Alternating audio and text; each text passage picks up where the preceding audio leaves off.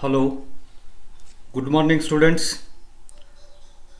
Let us discuss 5th semester cost accounting subject first unit relating to the introduction of cost accounting, then advantages of cost accounting, aims of cost accounting. You have studied so far financial accounting and corporate accounting. In this semester, you are going to study cost accounting, which is an advanced phase of financial accounting.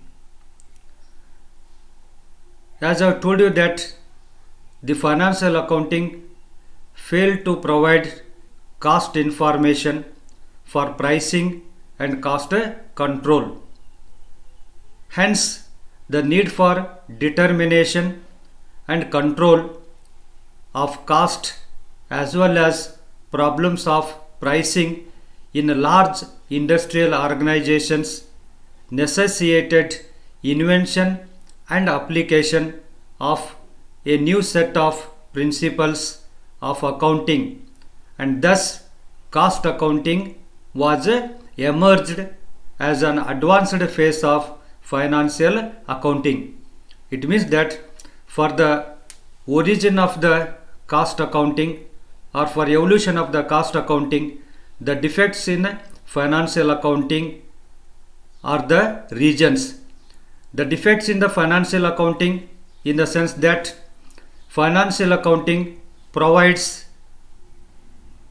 net profit information regarding net profit or whole profit or whole loss. It fails to provide product wise profit or loss or department wise profit or loss. And also for fixation of prices, cost information is very essential because price is equal to cost plus profit. So without knowing the cost, we cannot fix the price, but financial accounting failed to provide cost information. Because of these defects in financial accounting, there was a need for development of a new system of accounting that is called as cost accounting. Its origin was traced to the beginning of 20th century. ಪ್ರಿಯ ವಿದ್ಯಾರ್ಥಿನಿಯರೇ, ಈ ಸೆಮಿಸ್ಟರ್ನಲ್ಲಿ ನೀವು cost accounting ಪೇಪರನ್ನು ವಿಷಯವನ್ನು ಓದಬೇಕಾಗುತ್ತೆ. ಇಲ್ಲಿವರೆಗೂ financial accounting ಮತ್ತು corporate ಅಕೌಂಟಿಂಗನ್ನು ಓದಿದ್ದೀರಿ. ಆ corporate accounting financial accounting ಹಲವಾರು ನ್ಯೂನತೆಗಳನ್ನು ಹೊಂದಿದ್ವು. ಪ್ರೈಸನ್ನು ಬೆಲೆಗಳನ್ನು ನಿಗದಿಪಡಿಸಲಿಕ್ಕಾಗಲಿ ಅಥವಾ ವೆಚ್ಚಗಳನ್ನು ನಿಯಂತ್ರಣ ಮಾಡಲಿಕ್ಕಾಗಲಿ ಫೈನಾನ್ಷಿಯಲ್ ಅಕೌಂಟಿಂಗಿನ ಇನ್ಫಾರ್ಮೇಷನು ಸಾಕಾಗ್ತಿದ್ದಿಲ್ಲ. ಹಾಗಾಗಿ ಹೊಸ ಒಂದು ಅಕೌಂಟಿಂಗನ ಅನ್ವೇಷಣೆ ನಡೀತು. ಅದರ ಫಲವಾಗಿ ಕಾಸ್ಟ್ ಅಕೌಂಟಿಂಗು ಹುಟ್ಟುಕೊಂಡಿದೆ. ಹಾಗಾದರೆ ಕಾಸ್ಟ್ ಅಕೌಂಟಿಂಗ್ ಹುಟ್ಕೊಳ್ಳಿಕ್ಕೆ ನಿಮಗೆಲ್ಲ ಗೊತ್ತಿದೆ, ಯಾವುದೇ ಒಂದು ಹೊಸ ಅನ್ವೇಷಣೆ ಆಗಬೇಕು ಅಂತಂದರೆ ಈಗಾಗಲೇ ಇದ್ದ ವ್ಯವಸ್ಥೆಯಲ್ಲಿ ಅಥವಾ ವಸ್ತುಗಳ ಲೋಪವೇ ಹೊಸ ಅನ್ವೇಷಣೆಗೆ ಕಾರಣ ಆಗುತ್ತೆ. ನಾನು ಭಾಳ ಸಲ ಹೇಳ್ತಿರ್ತೀನಿ ನಿಮಗೆ, ಟಿ ವಿ ಕಂಡುಹಿಡಲಿಕ್ಕೆ ಕಾರಣ ರೇಡಿಯೋದಲ್ಲಿರ್ತಕ್ಕಂಥ ನ್ಯೂನ್ಯತೆಗಳು. ರೇಡಿಯೋದಲ್ಲಿ ನಾವು ಬರೀ ಕೇಳ್ಬೋದು, ನೋಡ್ಲಿಕ್ಕೆ ಆಗ್ತಾ ಇದ್ದಿದ್ದಿಲ್ಲ. ಹಾಗಾಗಿಬಿಟ್ಟು ಆ ಡಿಫೆಕ್ಟನ್ನು ಹೋಗಲಾಡಿಸುವಗೋಸ್ಕರ ಟಿ ವಿ ಹುಟ್ಕೊಳ್ತು ಅಂತೇಳಿ. ಹಾಗೆ ಕಾಸ್ಟ್ ಅಕೌಂಟಿಂಗನ ಹುಟ್ಟಿಗೆ ಫೈನಾನ್ಷಿಯಲ್ ಅಕೌಂಟಿಂಗ್ನಲ್ಲಿರ್ತಕ್ಕಂಥ ಲೋಪದೋಷಗಳೇ ಕಾರಣ ಅಂತ ಹೇಳಿದರೆ ತಪ್ಪಾಗಲಿಕ್ಕಿಲ್ಲ. ಅಂದರೆ ದೊಡ್ಡ ಪ್ರಮಾಣದ ಉದ್ದಿಮೆದಾರರ ಬೆಲೆ ನಿಗದಿಪಡಿಸ್ತಕ್ಕಂಥ ಒಂದು ಸಮಸ್ಯೆಯನ್ನು ಪರಿಹರಿಸಲಿಕ್ಕೆ ಮತ್ತು ವೆಚ್ಚಗಳನ್ನು ನಿಯಂತ್ರಣ ಮಾಡಲಿಕ್ಕೆ ಕಾಸ್ಟ್ ಅಕೌಂಟಿಂಗನ ತತ್ವಗಳು ಉಪಯೋಗಕ್ಕೆ ಬರ್ತಾವೆ ಅಂತಕ್ಕಂಥ ಒಂದು ಉದ್ದೇಶದಿಂದ ಈ ಕಾಸ್ಟ್ ಅಕೌಂಟಿಂಗನ್ನು ಡೆವಲಪ್ ಮಾಡಿರೋ ಅಥವಾ ಕಾಸ್ಟ್ ಅಕೌಂಟಿಂಗು ಬೆಳೀತು ಅಂತೇಳಿ ಹೇಳ್ಬೋದು. ಹಾಗಾದರೆ ಈ ಕಾಸ್ಟ್ ಅಕೌಂಟಿಂಗು ಯಾವಾಗ ಇದರ ಉಗಮ ಆಯಿತು ಅಂತ ಹೇಳಿದರೆ 20ನೇ ಶತಮಾನದ ಪ್ರಾರಂಭದಲ್ಲಿ ಇದರ ಉಗಮವನ್ನು ನಾವು ಕಾಣ್ಬೋದು.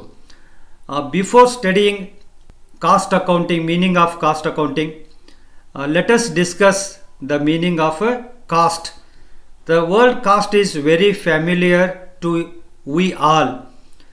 Very often we ask the question, if anybody told that I bought TV, I bought mobile, then we will ask what is the cost of that TV, what is the cost of that mobile. For anything we ask first cost. What is the cost? How much it costs? So cost is, the word cost is very familiar. Let us discuss the meaning of cost. Cost is the amount of expenditure incurred on a given thing. No things are freely available except suggestion, which is freely available. So if at all you want pen, you have to pay some amount. If at all you want mobile, you have to pay some amount. So whatever expenditure you are incurring on a given thing, that amount is called as the cost. Take for example, cost of making a wooden table comprises amount spent on wood, nails, polish, wages paid to carpenter, and other indirect expenses. Total of all these amount is called as the total cost of a wooden table. So all the amount expenditure are made on a given thing or to achieve something is called as the cost. Let us see the definition of cost. Schilling law defines cost represents the resources that have been or must be sacrificed to attain a particular objective. To attain a particular objective in the sense that if you want to manufacture a table, if you want to manufacture a chair, you have to sacrifice some resources.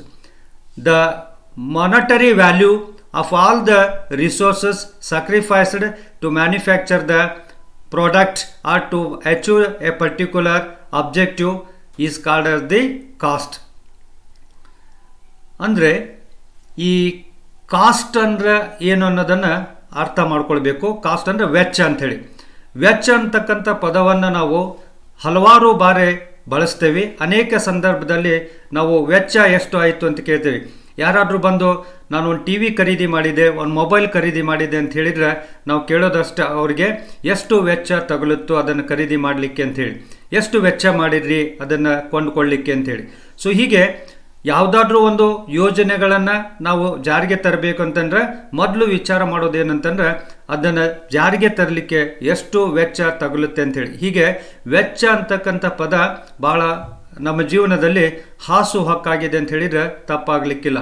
ಹಾಗಾದರೆ ವೆಚ್ಚ ಅಂದರೆ ಏನು ಅಂತೇಳಿ ಅಂದರೆ ಯಾವುದಾದ್ರೂ ಒಂದು ವಸ್ತುವನ್ನು ಉತ್ಪಾದನೆ ಮಾಡಬೇಕು ಅಂತಂದರೆ ಅಥವಾ ಯಾವುದಾದ್ರೂ ಒಂದು ವಸ್ತುವನ್ನು ನಾವು ಪಡೆದುಕೊಳ್ಬೇಕಂತಂದರೆ ಆ ವಸ್ತುವನ್ನು ಪಡೆದುಕೊಳ್ಳಲಿಕ್ಕೆ ಅಥವಾ ಆ ವಸ್ತುವನ್ನು ಉತ್ಪಾದನೆ ಮಾಡಲಿಕ್ಕೆ ವ್ಯಯ ಮಾಡಿದಂಥ ಹಣಕ್ಕೆ ಅಥವಾ ಮೌಲ್ಯಕ್ಕೆ ನಾವು ವೆಚ್ಚ ಅಂತೇಳಿ ಕರಿತೀವಿ. ಅಂದರೆ it is on amount of expenditure ಅಂಥೇಳಿ. ಈಗ ಉದಾಹರಣೆಗೆ ನಾವೊಂದು ಕಟ್ಟಿಗೆ ಟೇಬಲನ್ನು ಮ್ಯಾನುಫ್ಯಾಕ್ಚರ್ ಮಾಡಬೇಕಾಗಿತ್ತು ಅಂತಂದರೆ ಇದರ ವೆಚ್ಚ ಎಷ್ಟು ಅಂತ ನಾವು ಕಂಡು ಹಿಡಿಬೇಕು ಅಂತಂದರೆ ಅಥವಾ ವೆಚ್ಚ ಎಷ್ಟು ಅಂತ ಹೇಳ್ತಾ ಇದ್ದೇವೆ ಅಂತಂದರೆ ಅದನ್ನು ತಯಾರು ಮಾಡಲಿಕ್ಕೆ ನಾವು ಎಷ್ಟು ಅಮೌಂಟನ್ನು ವೆಚ್ಚ ಎಷ್ಟು ಮೊತ್ತವನ್ನು ನಾವು ವ್ಯಯ ಮಾಡಿದ್ದೇವೆ ಅಂತೇಳಿ. ಅಂದರೆ ವುಡನ್ ಟೇಬಲನ್ನು ನಾವು ತಯಾರು ಮಾಡಬೇಕು ಅಂತಂದರೆ ಆಲ್ ಆಫ್ ಎ ಸಡನ್ ಹಾಗೆ ಆಗೋದಿಲ್ಲ. ಅದಕ್ಕೆ ರಾ ಮಟೀರಿಯಲ್ ಆಗಿ ಕಟ್ಟಿಗೆ ಬೇಕು ಮತ್ತು ಮಳೆಗಳು ಬೇಕು ಮತ್ತು ಪಾಲಿಶ್ ಬೇಕು. ಹಾಗಾದರೆ ಈ ಕಾರ್ಪೆಂಟರ್ ಇದನ್ನು ತಯಾರು ಮಾಡಲಿಕ್ಕೆ ಕಾರ್ಪೆಂಟರ್ನ ನೇಮಕ ಮಾಡಿಕೊಂಡಿರ್ತೇವೆ. ಅವ್ರಿಗೆ ಕೊಡ್ತಕ್ಕಂಥ ಕೂಲಿ ಮತ್ತು ಇತರೆ ಪರೋಕ್ಷ ವೆಚ್ಚಗಳು ಇವೆಲ್ಲವನ್ನು ಒಟ್ಟು ಸೇರಿಸಿ ನಾವು ವೆಚ್ಚ ಅಂಥೇಳಿ ಕರಿತೇವೆ. ಹೀಗೆ ಯಾವುದಾದ್ರೂ ಒಂದು ಉದ್ದೇಶವನ್ನು ನೀವು ಈಡೇರಿಸ್ಕೊಳ್ಬೇಕು ಅಂತಂದರೆ ಅದಕ್ಕೂ ಸಹಿತ ನಾವು ಅನೇಕ ವೆಚ್ಚಗಳನ್ನು ನಾವು ಮಾಡಬೇಕಾಗುತ್ತೆ. ಸೊ ಈ ಎಲ್ಲ ಒಟ್ಟು ವ್ಯಯ ಮಾಡಿದಂಥ ಹಣಕ್ಕೆ ಅಥವಾ ಮೌಲ್ಯಕ್ಕೆ ನಾವು ವೆಚ್ಚ ಅಂಥೇಳಿ ಕರಿತೀವಿ. ಶಿಲ್ಲಿಂಗ್ಲಾ ಅಂತಕ್ಕಂಥವರು ಈ ವೆಚ್ಚದ ಒಂದು ವ್ಯಾಖ್ಯಾನವನ್ನು ಈ ರೀತಿ ಮಾಡಿರ್ತಾರೆ. Cost represents the resources that have been or must be sacrifice to attain a particular objective. ಅಂದರೆ ಒಂದು ನಿರ್ದಿಷ್ಟವಾದಂಥ ಉದ್ದೇಶವನ್ನು ಈಡೇರಿಸ್ಕೊಳ್ಳಿಕ್ಕೆ ಯಾವ ಸಂಪನ್ಮೂಲಗಳನ್ನು ನಾವು ತ್ಯಜಿಸಿರ್ತೇವೋ ಆ ಸಂಪನ್ಮೂಲಗಳ ಒಟ್ಟು ಮೊತ್ತಕ್ಕೆ ನಾವು ವೆಚ್ಚ ಅಂಥೇಳಿ ಕರಿತೀವಿ. ಸೊ ಹೀಗೆ ಈ ವೆಚ್ಚದ ಒಂದು ಮಾಹಿತಿ ಬಹಳ ಅವಶ್ಯಕತೆವಾಗಿದೆ. ನಾವು ಬೆಲೆಗಳನ್ನು ನಿರ್ಧಾರ ಮಾಡಬೇಕು ಅಂತಂದ್ರೆ ವೆಚ್ಚದ ಮಾಹಿತಿ ಇಲ್ಲದೇ ನಾವು ಬೆಲೆಗಳನ್ನು ನಿರ್ಧಾರ ಮಾಡಲಿಕ್ಕೆ ಬರೋದಿಲ್ಲ ಅಂಥೇಳಿ. ಯಾವುದೇ ಒಂದು ನಿರ್ಧಾರವನ್ನು ಕೈಗೊಳ್ಳಬೇಕು ಅಂದ್ರೂ ಸಹಿತ ನಾವು ಮೂಲಭೂತವಾಗಿ ಕೇಳೋದು ಅಥವಾ ನೋಡೋದು ಯಾವುದಂತಂದ್ರೆ ಆ ಒಂದು ಉದ್ದೇಶವನ್ನು ಈಡೇರಿಸಲಿಕ್ಕೆ ಎಷ್ಟು ವೆಚ್ಚ ತಗುಲುತ್ತೆ ಅಂತಕ್ಕಂಥದ್ದನ್ನು ಮೊದಲು ನಾವು ಕ್ಯಾಲ್ಕುಲೇಷನ್ ಮಾಡ್ತೀವಿ. ಆ ನಂತರ ಅದನ್ನು ನಿರ್ಧಾರ ತೆಗೆದುಕೊಳ್ತಕ್ಕಂಥ ವಿಚಾರವನ್ನು ಮಾಡ್ತೇವೆ. ಹೀಗೆ ಯಾವುದೇ ಒಂದು ನಿರ್ಧಾರವನ್ನು ತೆಗೆದುಕೊಳ್ಬೇಕು ಅಂತಂದರೆ ವೆಚ್ಚದ ಮಾಹಿತಿ ಇಲ್ಲದೇ ಯಾವ ನಿರ್ಧಾರವನ್ನು ತೆಗೆದುಕೊಳ್ಳಿಕ್ಕೆ ಆಗೋದಿಲ್ಲ. ಈ ಫೈನಾನ್ಷಿಯಲ್ ಅಕೌಂಟಿಂಗ್ ಏನಿದೆಯಲ್ಲ ಈ ವೆಚ್ಚದ ಮಾಹಿತಿಯನ್ನು ಕೊಡ್ತಾ ಇದ್ದಿದ್ದಿಲ್ಲ. ಹಾಗಾಗಿ ಈ ಕಾಸ್ಟ್ ಅಕೌಂಟಿಂಗನ್ನು ಹುಟ್ಕೊಳ್ತು ಅಂಥೇಳಿ ಮತ್ತೊಮ್ಮೆ ಇಲ್ಲಿ ಹೇಳಲಿಕ್ಕೆ ಇಷ್ಟಪಡ್ತೇನೆ. ಹಾಗಾದರೆ ವೆಚ್ಚ ಅಂತಂದರೆ ಭಾಳ ಸಂಕ್ಷಿಪ್ತವಾಗಿ ಇಷ್ಟೇ ತಿಳಿದುಕೊಳ್ಳಿ. ಯಾವುದಾದ್ರೂ ಒಂದು ವಸ್ತುವನ್ನು ಉತ್ಪಾದನೆ ಮಾಡಲಿಕ್ಕೆ ವ್ಯಯ ಮಾಡಿದಂಥ ಹಣಕ್ಕೆ ನಾವು ವೆಚ್ಚ ಅಂತೇಳಿ ಕರಿತೀವಿ. Let us discuss the meaning of costing. Costing is defined as a technique and a process of ascertaining a cost. ಹಾಗಾದರೆ ವೆಚ್ಚ ಅಂದರೆ ಏನು ಅನ್ನೋದು ಗೊತ್ತಾಯಿತು ನಮಗೆ. ಈಗ ಕಾಸ್ಟಿಂಗ್ ಅಂದರೆ ಏನು ಅಂತೇಳಿ, ಕಾಸ್ಟಿಂಗ್ ಅಂತಂದರೆ ವೆಚ್ಚವನ್ನು ಕಂಡುಹಿಡಿಯಲಿಕ್ಕೆ ಬಳಸ್ತಕ್ಕಂಥ ವಿಧಾನ ಮತ್ತು ತಂತ್ರಗಳು ಅಂತೇಳಿ. ಯಾವ ವಿಧಾನದಲ್ಲಿ ವೆಚ್ಚಗಳನ್ನು ನಾವು ಕಂಡುಹಿಡಿತೀವಿ ಅಂತೇಳಿ. ಅಂದರೆ ಈಗ ಒಂದು ಕಾಂಟ್ರಾಕ್ಟಿನ ವೆಚ್ಚವನ್ನು ಕಂಡುಹಿಡ್ತಕ್ಕಂಥ ವಿಧಾನವೇ ಬೇರೆ ಇದೆ. ಒಂದು ಉತ್ಪಾದನೆ ಮಾಡಿದಂಥ ವಸ್ತುವಿನ ಜಾಬ್ ಕಾಸ್ಟಿಂಗ್ ಇತ್ತಂದರೆ ಅಲ್ಲಿ ಜಾಬಿನ ವೆಚ್ಚವನ್ನು ಕಂಡುಹಿಡ್ತಕ್ಕಂಥ ವಿಧಾನ ಬೇರೆ ಇದೆ. ಈಗ ಪ್ರೊಸೆಸ್ ಕಾಸ್ಟಿಂಗ್ ಅಂತೇಳಿ ಕರಿತೇವೆ ನಾವು. ಆ ಪ್ರೊಸೆಸ್ ಕಾಸ್ಟಿಂಗ್ನಲ್ಲಿ ಅಂದರೆ ಒಂದು ವಸ್ತುವಿನ ಉತ್ಪಾದನೆ ಅನೇಕ ಪ್ರೊಸೆಸ್ಗಳನ್ನು ದಾಟಿ ಬರಬೇಕಾಗತ್ತೆ. ಪ್ರತಿಯೊಂದು ಪ್ರೊಸೆಸ್ನಲ್ಲೂ ಅದು ಎಷ್ಟು ವೆಚ್ಚ ಆಗುತ್ತೆ ಅಂತಕ್ಕಂಥ ಕಂಡುಹಿಡಿಯತಕ್ಕಂಥ ವಿಧಾನ ಇದೆ. ಹೀಗೆ ವೆಚ್ಚವನ್ನು ಕಂಡುಹಿಡಿತಕ್ಕಂಥ ವಿಧಾನಗಳಿಗೆ, ವೆಚ್ಚವನ್ನು ಕಂಡುಹಿಡಿತಕ್ಕಂಥ ತಂತ್ರಜ್ಞಾನಕ್ಕೆ ನಾವು ಕಾಸ್ಟಿಂಗ್ ಅಂತೇಳಿ ಕರಿತೀವಿ. ಅದೇ ರೀತಿ ಕಾಸ್ಟ್ ಅಕೌಂಟಿಂಗ್ ಅಂತೇಳಿ ಇವೆಲ್ಲ ಒಂದೇ ರೀತಿ ಅಂತೇಳಿ ಅನ್ನಿಸ್ತಾವೆ, ಒಂದೇ ಅರ್ಥವನ್ನು ಕೊಡ್ತಾವೆ ಅಂತ ಅನ್ನಿಸ್ತಾವೆ. ಆದರೆ ಅವುಗಳಲ್ಲಿ ಸ್ವಲ್ಪ ವ್ಯತ್ಯಾಸವನ್ನು ನಾವು ಕಾಣ್ಬೋದು. Cost accounting, it is nothing but accounting for cost. You are all well versed with accounting. Accounting is nothing but classifying, recording of business transactions. So in the same way, cost accounting is nothing but classifying, recording and appropriate allocation of expenditure for the determination of the costs of product and services. So cost accounting involves classifying of cost, recording of cost. After recording we are classifying as a controllable cost, non-controllable cost, classifying as direct cost, indirect cost, and also appropriate allocation of expenditure to the cost center or cost units to determine the cost of product and services. So in a nutshell we can say that cost accounting is nothing but accounting for cost. ಅಂದರೆ cost accounting ಅಂತಂದರೆ ಈಗಾಗಲೇ ನಮ್ಗೆ accounting ಗೊತ್ತಿದೆ. Accounting ಅಂತಂದರೆ recording ಮಾಡ್ತಕ್ಕಂಥದ್ದು, ಟ್ರಾನ್ಸಾಕ್ಷನ್ಸನ್ನು classify ಮಾಡ್ತಕ್ಕಂಥದ್ದು, ಟ್ರಾನ್ಸಾಕ್ಷನ್ಸನ್ನು allocate ಮಾಡ್ತಕ್ಕಂಥದ್ದು, ಇವುಗಳೆಲ್ಲ ಅಕೌಂಟಿಂಗಿನ ಕಾರ್ಯಗಳಾಗಿದ್ದಾವೆ. ಸೊ ಕಾಸ್ಟ್ ಅಕೌಂಟಿಂಗ್ ಅಂತಂದರೆ ಕಾಸ್ಟನ್ನು ರೆಕಾರ್ಡ್ ಮಾಡ್ತಕ್ಕಂಥದ್ದು, ಕಾಸ್ಟನ್ನು ಕ್ಲಾಸಿಫೈ ಮಾಡ್ತಕ್ಕಂಥದ್ದು ಮತ್ತು ಕಾಸ್ಟ್ಗಳನ್ನು ನಿರ್ದಿಷ್ಟಪಡಿಸಿದಂಥ ಪ್ರಾಡಕ್ಟಿಗೆ ಅವುಗಳನ್ನು ಅಲೋಕೇಟ್ ಮಾಡ್ತಕ್ಕಂಥದ್ದಕ್ಕೆ ಕಾಸ್ಟ್ ಅಕೌಂಟಿಂಗ್ ಅಂತೇಳಿ ಕರಿತೀವಿ. Then we shall discuss cost accountancy. Cost accountancy includes both costing and cost accounting. So it is an application of costing and cost accounting principles, methods and techniques to the science, art and practice of cost control and ascertainment of profitability. This cost accountancy consists of costing and cost accounting. Besides costing and cost accounting, it involves cost control and ascertainment of profitability. It is the application of application of costing and cost accounting. For what costing and cost accounting are applied? To ascertain the profitability and also to control the cost. ಅಂದರೆ ಈ cost accountancy ಅಂತಕ್ಕಂಥದ್ದು costing ಮತ್ತು cost ಅಕೌಂಟಿಂಗನ್ನು ಒಳಗೊಂಡಿರ್ತಕ್ಕಂಥದ್ದು. Costing ಅಂದರೆ ನಾವು ಈಗಾಗಲೇ ಹೇಳಿದ್ದೀವಿ techniques and process of ascertainment of cost ಅಂತೇಳಿ. ಕಾಸ್ಟ್ ಅಕೌಂಟಿಂಗ್ ಅಂದರೆ ಕ್ಲಾಸಿಫೈಯಿಂಗ್ ರೆಕಾರ್ಡಿಂಗ್ ಆಫ್ ಕಾಸ್ಟ್ ಅಂತ ಹೇಳಿದ್ದೀವಿ. ಹಾಗಾದರೆ ಈ cost accountancy techniques and process of ascertainment of ಕಾಸ್ಟನ್ನು ಒಳಗೊಂಡಿದೆ, ಕ್ಲಾಸಿಫೈಯಿಂಗ್ ಆ್ಯಂಡ್ ರೆಕಾರ್ಡಿಂಗ್ ಆಫ್ ಕಾಸ್ಟನ್ನು ಒಳಗೊಂಡಿದೆ.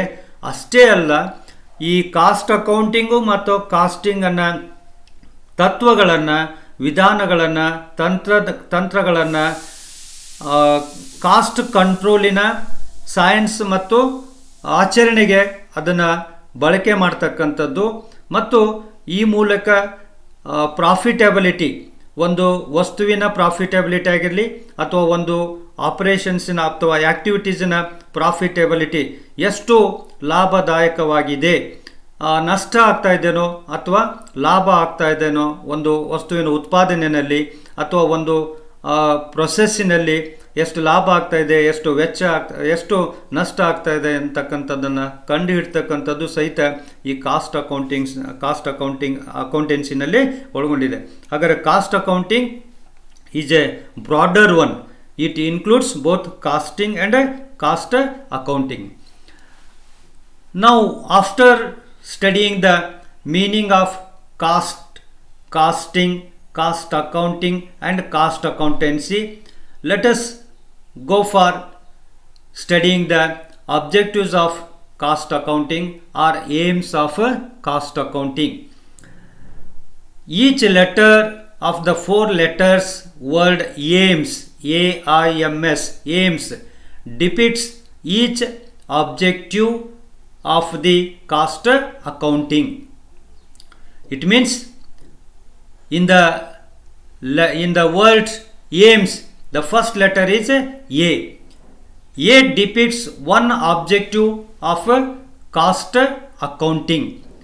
That is, A stands for ascertainment of cost and analysis of cost for pricing and other managerial decisions. So A means ascertainment of cost and analysis of cost. Then second letter of word aims is I. I stands for inventory valuation or valuation of the closing stock. Then M stands for matching of costs with revenue to ascertain the profitability. If at all we want to ascertain the profitability can be ascertained by comparing the costs with revenue. The difference between the revenue and cost is the profit or profitability. Then S stands for securing control over cost and operating efficiency. So cost control is very important. If at all you want to keep the prices at a minimum level, you have to control the cost, either material cost or labor cost. If the control techniques are not adopted, if you allow the cost to rise, then your prices will be increasing. When the prices are increasing, the demand will come down, and when demand come down, you will have to close down the business. So every businessman tries to control the cost if at all not possible to reduce the cost. So securing control over cost and operating efficiency is another objective of the cost accounting. Then we shall see the functions of cost accounting.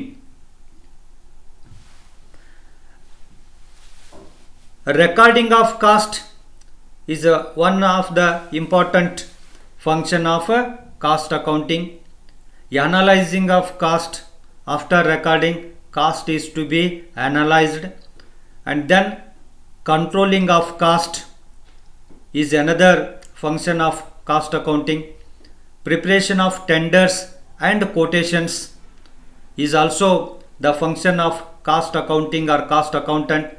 Planning of cost, what would be the cost, preparing estimates of the cost is another function of cost accounting. Cost budgeting, budgeting of cost and reporting of the cost and providing cost information for decision making. So these are all the functions of cost accounting or cost accountant. Cost accountant functions, cost ಅಕೌಂಟಿಂಗ್ನ function ಅಥವಾ cost ಅಕೌಂಟೆಂಟ್ನ functions ಯಾವುವು ಅಂತಂದರೆ, ಕಾಸ್ಟನ್ನು record ಮಾಡೋದು, ಕಾಸ್ಟನ್ನು ವಿಶ್ಲೇಷಣೆ ಮಾಡ್ತಕ್ಕಂಥದ್ದು, ಕಾಸ್ಟನ್ನು ನಿಯಂತ್ರಣ ಮಾಡ್ತಕ್ಕಂಥದ್ದು, ಮತ್ತು ಟೆಂಡರ್ಸ್ ಆ್ಯಂಡ್ ಕೋಟೇಷನ್ಸನ್ನು ತಯಾರು ಮಾಡ್ತಕ್ಕಂಥದ್ದು, ವೆಚ್ಚಗಳ ಯೋಜನೆಯನ್ನು ತಯಾರು ಮಾಡ್ತಕ್ಕಂಥದ್ದು, ವೆಚ್ಚಗಳ ಬಜೆಟನ್ನು ತಯಾರು ಮಾಡ್ತಕ್ಕಂಥದ್ದು, ಮತ್ತು ವೆಚ್ಚಗಳ ಬಗ್ಗೆ ಮಾಹಿತಿಯನ್ನು ನೀಡ್ತಕ್ಕಂಥದ್ದು. ಅನೇಕ ನಿರ್ಧಾರಗಳನ್ನು ತೆಗೆದುಕೊಳ್ಳುವಾಗ ಮ್ಯಾನೇಜ್ಮೆಂಟಿಗೆ ವೆಚ್ಚದ ಮಾಹಿತಿ ಬೇಕಾಗುತ್ತೆ. ಮ್ಯಾನೇಜ್ಮೆಂಟಿಗೆ ಬೇಕಾಗದಂಥ ವೆಚ್ಚದ ಮಾಹಿತಿಯನ್ನು ಕೊಡ್ತಕ್ಕಂಥದ್ದು ಕಾಸ್ಟ್ ಅಕೌಂಟಿಂಗ್ ಅಥವಾ ಕಾಸ್ಟ್ ಅಕೌಂಟೆಂಟನ ಮತ್ತೊಂದು ಮಹತ್ವದ ಕಾರ್ಯ ಆಗಿದೆ ಅಂತೇಳಿ ಹೇಳ್ಬೋದು. ಹೀಗೆ ಕಾಸ್ಟ್ ಅಕೌಂಟಿಂಗ್ನ ಹಲವಾರು ಕಾರ್ಯಗಳು ನಮಗೆ ಉಪಯುಕ್ತವಾಗಿದ್ದೇವೆ ಅಂತೇಳಿ ಹೇಳ್ಬೋದು. Then advantages of cost accounting. Cost accounting is advantageous not only to management, it is advantageous to management, to workers, to the whole society, as well as to the creditors. Advantages to how it, let us see how it is advantageous to management. It helps in cost control. This is one of the important advantage of cost accounting to the management. Always management aims to control the cost or to reduce the cost. That aim of management can be achieved with the help of cost accounting. Cost accounting develops various techniques, that is fixation of standards. By fixing the standards, it can control the cost. Then it guides in pricing. Management has to fix the prices after the goods are manufactured. The price fixed should be competitive one, neither too high nor too low. If at all a reasonable price is to be quoted, the management requires cost information. That cost information will be provided by the cost accounting. Hence, cost accounting guides management in pricing. It helps in decision making. Various decisions are to be taken by the management. Take for example, whether to manufacture in the company or to buy from outside. If it is a car manufacturing company, the management has to take a decision whether tires are to be manufactured in the company itself or tires are to be bought from the outside dealers. When this decision is to be taken, it has to compare the cost. What would be it cost if it is manufactured in the company itself, or if it is bought from outside, then what it costs. Comparing the both the costs, one can take the management can take the decision. So in this way, innumerable decisions can be taken by the management with the help of cost information. It helps in formulating the policies. The task of management is to formulate the policies or to develop the policies. The policies can be developed with the help of cost accounting. Let us see the advantages of cost accounting to workers. Always workers looks at higher wages. So it enables the workers to get higher wages, and also it provides job security. And let us discuss the advantages of cost accounting to the society. It curbs inflation. So when the costs are reduced, the prices will be kept low. So that leads to curb the inflation. So in this way, cost accounting, by curbing the inflation, it helps the society. And also it helps the society by providing quality goods at a reasonable price. Every businessman's social responsibility is to provide quality goods at a reasonable price. This can be achieved with the help of cost accounting. ಅಂದರೆ cost accounting ಅರ್ಥ ನೋಡಿದ್ದೀವಿ. Cost ಅಂದ್ರೇನು, cost accounting ಅಂದ್ರೇನು, cost accountancy ಅಂದ್ರೇನು ಅಂತ ತಿಳ್ಕೊಂಡಿದ್ದೀವಿ. ಈಗ cost ಅಕೌಂಟಿಂಗ್ನ ಉದ್ದೇಶಗಳನ್ನು ನಾವು ನೋಡೋಣ. ಏಮ್ಸ್ ಅಂತಂದ್ರೆ ಉದ್ದೇಶಗಳು ಅಂತೇಳಿ. ಈ 4 ಅಕ್ಷರಗಳ ಒಂದು ಏಮ್ಸ್ ಅಂತಕ್ಕಂಥ ಪದ, ಪ್ರತಿಯೊಂದು ಅಕ್ಷರಗಳು ಸಹಿತ ಕಾಸ್ಟ್ ಅಕೌಂಟಿಂಗ್ನ ಒಂದೊಂದು ಉದ್ದೇಶವನ್ನು ತಿಳಿಸ್ತವೆ. ಉದಾಹರಣೆಗೆ ಎ ಅಂತಕ್ಕಂಥ ಲೆಟರು ಕಾಸ್ಟ್ ಅಕೌಂಟಿಂಗ್ನ ಒಂದು ಉದ್ದೇಶವನ್ನು ತಿಳಿಸ್ತೈತಿ. ಎ ಅಂತಂದ್ರೆ ascertainment of cost, analysis of cost ಅಂತೇಳಿ. ಅಂದರೆ ಬೆಲೆಗಳನ್ನು ನಿರ್ಧರಿಸಲಿಕ್ಕೆ ಮತ್ತು ಮ್ಯಾನೇಜ್ಮೆಂಟಿನ ನಿರ್ಧಾರಗಳನ್ನು ತೆಗೆದುಕೊಳ್ಳಿಕ್ಕೆ ಬೇಕಾಗಿರ್ತಕ್ಕಂಥ ವೆಚ್ಚವನ್ನು ಕಂಡುಹಿಡ್ತಕ್ಕಂಥ ಒಂದು ಉದ್ದೇಶ, ವೆಚ್ಚಗಳನ್ನು ವಿಶ್ಲೇಷಣೆ ಮಾಡ್ತಕ್ಕಂಥ ಒಂದು ಉದ್ದೇಶ ಕಾಸ್ಟ್ ಅಕೌಂಟಿಂಗದು ಆಗಿದೆ. ಅದೇ ರೀತಿಯಾಗಿ ಐ ಅಂತಕ್ಕಂಥ ಒಂದು ಲೆಟರು ಯಾವ ಉದ್ದೇಶವನ್ನು ತಿಳಿಸುತ್ತೆ ಅಂತಂದರೆ ಇನ್ವೆಂಟರಿ ವ್ಯಾಲ್ಯೂಯೇಷನ್ ಅಂಥೇಳಿ. ಅಂದರೆ ಸ್ಟಾಕ್ ಇದೆಯಲ್ಲ, ಆ ಸ್ಟಾಕನ್ನು ಮೌಲ್ಯೀಕರಣಗಳನ್ನು ಹೇಗೆ ಮಾಡ್ತಕ್ಕಂಥದ್ದು ಅಥವಾ ಮೌಲ್ಯೀಕರಣ ಮಾಡ್ತಕ್ಕಂಥ ಒಂದು ಉದ್ದೇಶ ಈ ಕಾಸ್ಟ್ ಅಕೌಂಟಿಂಗಿನ ಎರಡನೇ ಉದ್ದೇಶ ಆಗಿದೆ ಅಂತೇಳಿ. ಆನಂತರ ಎಮ್ ಅಂತಕ್ಕಂಥ ಒಂದು ಅಕ್ಷರ ಇನ್ನೊಂದು ಉದ್ದೇಶವನ್ನು ತಿಳಿಸುತ್ತೆ. ಅಂದರೆ matching of cost with revenue to ascertain the profitability. ಅಂದರೆ ಲಾಭದಾಯಕತ್ವವನ್ನು ಕಂಡುಹಿಡ್ತಕ್ಕಂಥ ಒಂದು ಉದ್ದೇಶ ಕಾಸ್ಟ್ ಅಕೌಂಟಿಂಗ್ದಾಗಿದೆ.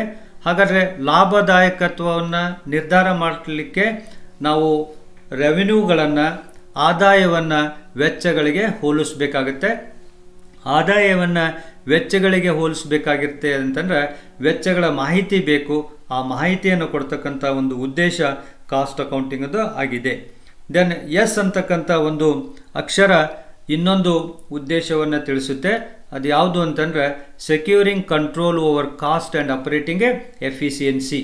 ಅಂದರೆ ಈ ವೆಚ್ಚಗಳ ಮೇಲೆ ಮತ್ತು ಕಾರ್ಯಗಳ ದಕ್ಷತೆಯ ಮೇಲೆ ನಿಯಂತ್ರಣವನ್ನು ಹೊಂದತಕ್ಕಂಥದ್ದು. ವೆಚ್ಚಗಳನ್ನು ನಿಯಂತ್ರಣ ಮಾಡದೇ,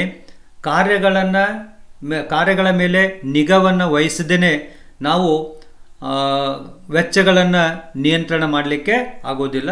ಹಾಗಾದರೆ ಕಾಸ್ಟ್ ಅಕೌಂಟಿಂಗು ಅನೇಕ ವಿಧದಲ್ಲಿ ವೆಚ್ಚಗಳನ್ನು ನಿಯಂತ್ರಣ ಮಾಡ್ತಕ್ಕಂಥ ತಂತ್ರಗಳನ್ನು ನಮಗೆ ತಿಳಿಸ್ಕೊಡುತ್ತೆ. ಆ ಮೂಲಕ ಕಾಸ್ಟನ್ನು ಕಂಟ್ರೋಲ್ ಮಾಡಲಿಕ್ಕೆ ಮತ್ತು ಆಪರೇಟಿಂಗ್ ಎಫಿಷಿಯನ್ಸಿಯನ್ನು ಹೆಚ್ಚಿಸಲಿಕ್ಕೆ ಇದು ಉದ್ದೇಶಿಸಿದೆ ಅಂತೇಳಿ ಹೇಳ್ಬೋದು. ದೆನ್ ಈಗ ವೆಚ್ಚಶಾಸ್ತ್ರದ ಕಾರ್ಯಗಳನ್ನು ತಿಳಿದುಕೊಳ್ಳೋಣ. ವೆಚ್ಚಶಾಸ್ತ್ರದ ಕಾರ್ಯಗಳು ಮೊದಲೇದಾದ್ರು ರೆಕಾರ್ಡಿಂಗ್ ಆಫ್ ಕಾಸ್ಟ್ ಅಂತ, ಅಂದರೆ ವೆಚ್ಚಗಳನ್ನು ಬರೆದಿಡ್ತಕ್ಕಂಥದ್ದು. ಎರಡನೇದು ಬರೆದಿಡ್ತಕ್ಕಂಥ ವೆಚ್ಚಗಳನ್ನು ವಿಶ್ಲೇಷಣೆ ಮಾಡ್ತಕ್ಕಂಥದ್ದು. ಮೂರನೇದು ವೆಚ್ಚಗಳನ್ನು ನಿಯಂತ್ರಣ ಮಾಡ್ತಕ್ಕಂಥದ್ದು. ನಾಲ್ಕನೇದು ಟೆಂಡರ್ಸ್ ಆ್ಯಂಡ್ ಕೋಟೇಷನ್ಸ್ಗಳನ್ನು ತಯಾರು ಮಾಡ್ತಕ್ಕಂಥದ್ದಾಗಿದೆ. ಐದನೇದು ವೆಚ್ಚಗಳ ಯೋಜನೆಗಳನ್ನು ಹಾಕ್ಕೊಳ್ತಕ್ಕಂಥದ್ದು, ಪ್ಲ್ಯಾನಿಂಗ್ ಆಫ್ ಕಾಸ್ಟ್ ಅಂತೇಳಿ. ದೆನ್ ವೆಚ್ಚಗಳ ಮುಂಗಡ ಪತ್ರವನ್ನು ತಯಾರು ಮಾಡ್ತಕ್ಕಂಥದ್ದು, ಮತ್ತು ವೆಚ್ಚಗಳನ್ನು ಕಂಡಿಡ್ತಕ್ಕಂಥ ವೆಚ್ಚಗಳ ಬಗ್ಗೆ ಮಾಹಿತಿಯನ್ನು ಮ್ಯಾನೇಜ್ಮೆಂಟಿಗೆ ಕೊಡ್ತಕ್ಕಂಥ ಒಂದು ಕಾರ್ಯ ಈ ಕಾಸ್ಟ್ ಅಕೌಂಟಿಂಗ್ದು ಆಗಿದೆ ಅಂತೇಳಿ ಹೇಳ್ಬೋದು. ಹೀಗೆ ಕಾಸ್ಟ್ ಅಕೌಂಟು ಅನೇಕ ರೀತಿಯ ಕಾರ್ಯಗಳನ್ನು, ಮ್ಯಾನೇಜ್ಮೆಂಟಿಗೆ ಉಪಕಾರಿ ಆಗಿರ್ತಕ್ಕಂಥ ಕಾರ್ಯಗಳನ್ನು ಇದು ಮಾಡುತ್ತೆ. ಮತ್ತು ಈ ಕಾಸ್ಟ್ ಅಕೌಂಟಿಂಗ್ನಿಂದ ಆಗ್ತಕ್ಕಂಥ ಲಾಭಗಳು ಯಾವುವು ಅಂಥೇಳಿ, ಕಾಸ್ಟ್ ಅಕೌಂಟಿಂಗು ಬರೀ ಮ್ಯಾನೇಜ್ಮೆಂಟ್ಗಾಗಲಿ ಅಥವಾ ಬಿಸ್ನೆಸ್ಮನ್ಗಾಗಲಿ ಇದರಿಂದ ಲಾಭ ಆಗ್ತದೆ ಅಂತ ಹೇಳೋದಿಲ್ಲ. ಸೊ ಇದು ಎಲ್ಲರ ಸ್ನೇಹಿಯಾಗಿದೆ ಅಂಥೇಳಿ. ಅಂದರೆ ಮ್ಯಾನೇಜ್ಮೆಂಟ್ಗೂ ಸಹಾಯ ಮಾಡುತ್ತೆ, ವರ್ಕರ್ಸ್ಗೂ ಇದರಿಂದ ಲಾಭ ಇದೆ, ಒಟ್ಟಿನಲ್ಲಿ ಸೊಸೈಟಿಗೆ, ಸಮಾಜಕ್ಕೂ ಸಹಿತ ಈ ಕಾಸ್ಟ್ ಅಕೌಂಟಿಂಗ್ನಿಂದ ಅನುಕೂಲ ಇದೆ ಅಂಥೇಳಿ ಹೇಳ್ಬೋದು. ಹಾಗಾದರೆ ಮ್ಯಾನೇಜ್ಮೆಂಟಿಗೆ ಇದು ಯಾವ ರೀತಿ ಸಹಾಯ ಮಾಡುತ್ತೆ ಅಂತಂದರೆ, it helps in control of cost. ಅಂದರೆ ಕಾಸ್ಟನ್ನು ನಿಯಂತ್ರಣ ಮಾಡುವ ಮೂಲಕ ಇದು ಮ್ಯಾನೇಜ್ಮೆಂಟಿಗೆ ಸಹಾಯ ಮಾಡುತ್ತೆ. ಮತ್ತು ಬೆಲೆಗಳನ್ನು ನಿರ್ಧಾರ ಮಾಡ್ತಕ್ಕಂಥ ಕರ್ತವ್ಯ ಮ್ಯಾನೇಜ್ಮೆಂಟದಾಗಿದೆ. ಆ ಬೆಲೆಗಳನ್ನು ನಿರ್ಧಾರ ಮಾಡುವಾಗ ಕಾಸ್ಟ್ ಅಕೌಂಟಿಂಗು ಮ್ಯಾನೇಜ್ಮೆಂಟಿಗೆ ಸಲಹೆಗಳನ್ನು ಅಥವಾ ಗೈಡ್ ಮಾಡುತ್ತೆ ಅಂತೇಳಿ ಹೇಳ್ಬೋದು. ಅದೇ ರೀತಿಯಾಗಿ ಮ್ಯಾನೇಜ್ಮೆಂಟು ಅನೇಕ ನಿರ್ಧಾರಗಳನ್ನು ತೆಗೆದುಕೊಳ್ಳುತ್ತೆ. ಆ ಎಲ್ಲ ನಿರ್ಧಾರಗಳನ್ನು ತೆಗೆದುಕೊಳ್ಳುವಾಗ ಬೇಕಾಗಿರ್ತಕ್ಕಂಥ ವೆಚ್ಚದ ಮಾಹಿತಿಯನ್ನು ಈ ಕಾಸ್ಟ್ ಅಕೌಂಟಿಂಗು ನೀಡಿ ಒಳ್ಳೆಯ ನಿರ್ಧಾರಗಳನ್ನು ತೆಗೆದುಕೊಳ್ಳಿಕ್ಕೆ ಇದು ಮ್ಯಾನೇಜ್ಮೆಂಟಿಗೆ ಸಹಾಯ ಮಾಡುತ್ತೆ ಅಂತೇಳಿ ಹೇಳ್ಬೋದು. ಹಾಗಾದ್ರೆ ಮ್ಯಾನೇಜ್ಮೆಂಟಿನ ಇನ್ನೊಂದು ಕಾರ್ಯ ಯಾವುದಂತಂದ್ರೆ ಯೋಜನೆಗಳನ್ನು ನಿರೂಪಿಸ್ತಕ್ಕಂಥದ್ದು. ಈ ಯೋಜನೆಗಳನ್ನು ನಿರೂಪಿಸುವಲ್ಲೂ ಸಹಿತ ಕಾಸ್ಟ್ ಅಕೌಂಟಿಂಗು ತನ್ನದೇ ಆದಂಥ ಸಹಾಯವನ್ನು ಮ್ಯಾನೇಜ್ಮೆಂಟಿಗೆ ಮಾಡುತ್ತೆ. ಹೀಗೆ ಮ್ಯಾನೇಜ್ಮೆಂಟಿಗೆ ವೆಚ್ಚಗಳನ್ನು ನಿಯಂತ್ರಣ ಮಾಡುವಲ್ಲಿ, ಪ್ರೈಸ್ಗಳನ್ನು ನಿಗದಿಪಡಿಸುವಲ್ಲಿ, ನಿರ್ಧಾರಗಳನ್ನು ತೆಗೆದುಕೊಳ್ಳುವಲ್ಲಿ, ಯೋಜನೆಗಳನ್ನು ನಿರೂಪಿಸುವಲ್ಲಿ ಕಾಸ್ಟ್ ಅಕೌಂಟಿಂಗು ಸಹಾಯ ಮಾಡುತ್ತೆ ಅಂತೇಳಿ ಹೇಳ್ಬೋದು. ಹಾಗಾದರೆ ಇದರಿಂದ ಕೆಲಸಗಾರರಿಗೆ ಏನು ಅನುಕೂಲ ಇದೆ ಅಂತಕ್ಕಂಥದ್ದನ್ನು ನೋಡೋದಾದರೆ, ಎಲ್ಲ ಕೆಲಸಗಾರರ ಮುಖ್ಯ ಉದ್ದೇಶ ಅಥವಾ ಎಲ್ಲ ಕೆಲಸಗಾರರು ಏನನ್ನು ಬಯಸ್ತಾರೆ ಅಂತಂದರೆ ತಮ್ಮ ಕೂಲಿ ಹೆಚ್ಚಾಗಿ ಆಗಬೇಕು, ವೇಜಸ್ ಏನಿದೆಯಲ್ಲ ಅವು ಹೆಚ್ಚಿಗೆ ಆಗಬೇಕು ಅಂತೇಳಿ. ಹಾಗಾದರೆ ಈ ಕಾಸ್ಟ್ ಅಕೌಂಟಿಂಗು ಕೂಲಿಕಾರರಿಗೆ ಅಥವಾ ಕೆಲಸಗಾರರಿಗೆ ಹೆಚ್ಚಿನ ವೇಜಸ್ಸನ್ನು ಪಡೆದುಕೊಳ್ಳಿಕ್ಕೆ ಸಹಾಯ ಮಾಡುತ್ತೆ. ಅಂದರೆ ಬೋನಸ್ ಪ್ಲ್ಯಾನ್ಸನ್ನು ಇದು ಡೆವಲಪ್ ಮಾಡ್ತಾ ಇದೆ, ಅಂದರೆ ಇನ್ಸೆಂಟಿವ್ ಪ್ಲ್ಯಾನ್ಸನ್ನು ಇದು ಡೆವಲಪ್ ಮಾಡ್ತಾ ಇದೆ. ಹಾಗಾದರೆ ಬೋನಸ್ಸನ್ನು ಪಡೆದುಕೊಳ್ಳಿಕ್ಕೆ, ಇನ್ಸೆಂಟಿವ್ಸ್ಗಳನ್ನು ಪಡೆದುಕೊಳ್ಳಿಕ್ಕೆ ಅನೇಕ ಯೋಜನೆಗಳನ್ನು ಈ ಕಾಸ್ಟ್ ಅಕೌಂಟಿಂಗು ರೂಪಿಸಿ ವರ್ಕರ್ಸಿಗೆ ಹೆಚ್ಚಿನ ವೇಜಸ್ಸನ್ನು ಪಡೆದುಕೊಳ್ಳುವ ಹಾಗೆ ಇದು ಸಹಾಯ ಮಾಡುತ್ತೆ ಅಂತೇಳಿ ಹೇಳ್ಬೋದು. ಅದೇ ರೀತಿಯಾಗಿ ಯಾವಾಗ ವರ್ಕರ್ಸಿಗೆ ಹೆಚ್ಚಿನ ವೇಜಸ್ ಸಿಗುತ್ತೋ, ಯಾವಾಗ ವೆಚ್ಚಗಳು ನಿಯಂತ್ರಣ ಆಗ್ತಾವೋ, ಕಂಪನಿ ನಷ್ಟ ಅನುಭವಿಸೋದಿಲ್ಲ. ಕಂಪನಿ ನಷ್ಟ ಅನುಭವಿಸೋದಿಲ್ಲ ಅಂತಂದರೆ ಕಂಪನಿಯಿಂದ ಜಾಬ್ ಸೆಕ್ಯೂರಿಟಿ ವರ್ಕರ್ಸಿಗೆ ಸಿಗುತ್ತೆ. ಸೊ ಆ ಜಾಬ್ ಸೆಕ್ಯೂರಿಟಿ ಬಹಳ ಮಹತ್ವದ್ದಾಗಿದೆ. ಕೆಲಸಗಾರರಿಗೆ ಮನಪೂರ್ವಕವಾಗಿ ಕೆಲಸ ಮಾಡಬೇಕಂತಂದರೆ ಜಾಬ್ ಸೆಕ್ಯೂರಿಟಿ ಬೇಕು. ಆ ಜಾಬ್ ಸೆಕ್ಯೂರಿಟಿಯನ್ನು ಕೊಡ್ತಕ್ಕಂಥ ವಿಷಯದಲ್ಲೂ ಸಹಿತ ಕಾಸ್ಟ್ ಅಕೌಂಟಿಂಗು ಕೆಲಸಗಾರರಿಗೆ ಸಹಾಯ ಮಾಡುತ್ತೆ ಅಂತೇಳಿ ಹೇಳ್ಬೋದು. ಆನಂತರ ಒಟ್ಟು ಸೊಸೈಟಿಗೆ ಇದರಿಂದ ಆಗ್ತಕ್ಕಂಥ ಲಾಭ ಏನು ಅಂತಂದರೆ, ಇಟ್ ಕರ್ಬ್ಸ್ ಇನ್ಫ್ಲೇಷನ್ ಅಂದರೆ ಹಣದುಬ್ಬರವನ್ನು ಇದು ತಡೆಗಟ್ಟುತ್ತೆ ಅಂತೇಳಿ. ಹಣದುಬ್ಬರವನ್ನು ತಡೆಗಟ್ಟೋದು ಅಂತಂದರೆ ಕಾಸ್ಟ್ ಅಕೌಂಟಿಂಗಿನ ಮೂಲ ಉದ್ದೇಶ ವೆಚ್ಚಗಳನ್ನು ನಿಯಂತ್ರಣ ಮಾಡೋದಾಗಿದೆ, ವೆಚ್ಚಗಳನ್ನು ಕಡಿಮೆ ಮಾಡೋದಾಗಿದೆ. ಯಾವಾಗ ವೆಚ್ಚಗಳನ್ನು ನಿಯಂತ್ರಣ ಮಾಡ್ತೇವೋ, ಯಾವಾಗ ವೆಚ್ಚಗಳನ್ನು ಕಡಿಮೆ ಮಾಡ್ತೇವೋ ಆಗ ಬೆಲೆಗಳು ಕಡಿಮೆ ಆಗ್ತವೆ, ಬೆಲೆಗಳು ಹೆಚ್ಚಿಗೆ ಆಗೋದಿಲ್ಲ. ಆ ಮೂಲಕ ಹಣದುಬ್ಬರವನ್ನು ಇದು ಕಡಿಮೆ ಮಾಡ್ತದೆ ಅಂತೇಳಿ ಹೇಳ್ಬೋದು. ನೆಕ್ಸ್ಟು ಇನ್ನೊಂದು ಸೊಸೈಟಿಗೆ ಆಗ್ತಕ್ಕಂಥ ಅನುಕೂಲ ಇದರಿಂದ ಏನು ಅಂತಂದರೆ, ಕ್ವಾಲಿಟಿ ಗೂಡ್ಸ್ ಎಟ್ ರೀಸನೇಬಲ್ ಪ್ರೈಸ್. ಎಲ್ಲ ವ್ಯಾಪಾರಸ್ಥರ ಒಂದು ಉದ್ದೇಶ ಅಥವಾ ಸಾಮಾಜಿಕ ಜವಾಬ್ದಾರಿ ಏನಂತಂದರೆ ಉತ್ತಮ ಗುಣಮಟ್ಟದ ವಸ್ತುಗಳನ್ನು ಕಡಿಮೆ ಬೆಲೆಗೆ ಗ್ರಾಹಕರಿಗೆ ನೀಡ್ತಕ್ಕಂಥದ್ದಾಗಿದೆ. ಈ ಉದ್ದೇಶವನ್ನು ಈಡೇರಿಸಲಿಕ್ಕೆ ಕಾಸ್ಟ್ ಅಕೌಂಟಿಂಗು ಬಹಳ ಉಪಕಾರಿಯಾಗಿದೆ ಅಂತೇಳಿ ಹೇಳ್ಬೋದು. ಈ ರೀತಿಯಾಗಿ ಕಾಸ್ಟ್ ಅಕೌಂಟಿಂಗು ಬರೀ ಮ್ಯಾನೇಜ್ಮೆಂಟಿಗೆ ಅಷ್ಟೇ ಅಲ್ಲ, ಮ್ಯಾನೇಜ್ಮೆಂಟಿಗೆ, ಕೆಲಸಗಾರರಿಗೆ, ಕ್ರೆಡಿಟರ್ಸ್ಗೆ ಮತ್ತು ಸೊಸೈಟಿಗೆ ಎಲ್ರಿಗೂ ಸಹಿತ ಇದರಿಂದ ಉಪಯೋಗ ಆಗ್ತದೆ ಅಂತ ಹೇಳ್ಬೋದು. Then 2 more points are to be discussed in this session. Cost center. So cost center, it is a location or an item of equipment for which cost may be ascertained and used for the purpose of cost control. ಅಂದರೆ ಕಾಸ್ಟನ್ನು control ಮಾಡಲಿಕ್ಕೆ, ಕಾಸ್ಟನ್ನು ಕಂಡು ಹಿಡಿಲಿಕ್ಕೆ ಬಳಸ್ತಕ್ಕಂಥ ಒಂದು ಪ್ರದೇಶ ಆಗಿರ್ಬೋದು ಅಥವಾ ಒಂದು equipment ಆಗಿರ್ಬೋದು, ಉಪಕರಣ ಆಗಿರ್ಬೋದು. ಸೊ ಅದಕ್ಕೆ ನಾವು ಕಾಸ್ಟ್ ಸೆಂಟರ್ ಅಂತ ಕರಿತೀವಿ ಅಥವಾ ಇವುಗಳ ಸಮೂಹ ಅಂತೇಳಿ ಕರಿತೀವಿ. ಉದಾಹರಣೆಗೆ ಮಷಿನ್ ಶಾಪ್ ಅಂಥೇಳಿ ಒಂದು ಲೊಕೇಶನ್ನು, ಅದೇ ರೀತಿಯಾಗಿ stores, canteen, general office, accounts office, ಇವನ್ನೆಲ್ಲ ನಾವೇನೇನು ಕರಿತೀವಿ ಅಂದರೆ ಕಾಸ್ಟ್ ಸೆಂಟರ್ಸ್, ವೆಚ್ಚಗಳ ಕೇಂದ್ರಗಳು ಅಂತ ಕರಿತೀವಿ. ಮಷಿನ್ ಶಾಪ್ ಅನ್ನೋದು ಒಂದು ಕೇಂದ್ರ, ಸ್ಟೋರ್ಸ್ ಅನ್ನೋದು ಒಂದು ಕೇಂದ್ರ, ಕ್ಯಾಂಟೀನ್ ಅನ್ನೋದು ಒಂದು ಕೇಂದ್ರ. ಹಾಗಾದರೆ ನಾವು ವೆಚ್ಚಗಳನ್ನು ಕ್ಯಾಂಟೀನ್ಗೆ ಎಷ್ಟು ವೆಚ್ಚ ತಗುಲುತ್ತೆ, ಸ್ಟೋರ್ಸ್ಗೆ ಎಷ್ಟು ವೆಚ್ಚ ಮಾಡಿದ್ದೀವಿ, ಮಷಿನ್ ಶಾಪ್ನಲ್ಲಿ ಎಷ್ಟು ವೆಚ್ಚ ಆಗಿದೆ, ಹೀಗೆ ವೆಚ್ಚಗಳನ್ನು ಈ ಸೆಂಟರ್ಸ್ ವೈಸು ನಾವು ಕಂಡು ಹಿಡಿತೀವಿ. ಸೊ ಇದಕ್ಕೆ ಕಾಸ್ಟ್ ಸೆಂಟರ್ ಅಂತ ಕರೀತಾರೆ. ನೆಕ್ಸ್ಟ್ ಕಾಸ್ಟ್ ಯೂನಿಟ್ಸ್ ಅಂತೇಳಿ. Cost unit is a unit of product or service or time in relation to which cost may be ascertained or expressed. It may be a single unit that is per ton per kilometre or composite unit that is ton kilometres passenger kilometre. Cost unit ಅಂತಂದ್ರೆ ಅದು ಒಂದು product ಆಗಿರ್ಬೋದು ಅಥವಾ ಸೇವೆ ಆಗಿರ್ಬೋದು ಅಥವಾ ವೇಳೆ ಆಗಿರ್ಬೋದು. ನಾವೀಗ ಕಾಸ್ಟನ್ನು ಯಾವ ರೂಪದಲ್ಲಿ ಅಳಿತೀವಿ ಅಂತಂದ್ರೆ ಒಂದು ತಾಸಿಗೆ ಎಷ್ಟು ವೆಚ್ಚ, ಒಂದು ಪ್ರಾಡಕ್ಟಿಗೆ ಎಷ್ಟು ವೆಚ್ಚ, ಹೀಗೆ ಅಳತೆಯ ಮಾಪನ ಇದೆಯಲ್ಲ ಅದಕ್ಕೆ ನಾವು ಕಾಸ್ಟ್ ಯೂನಿಟ್ ಅಂತೇಳಿ ಕರಿತೀವಿ.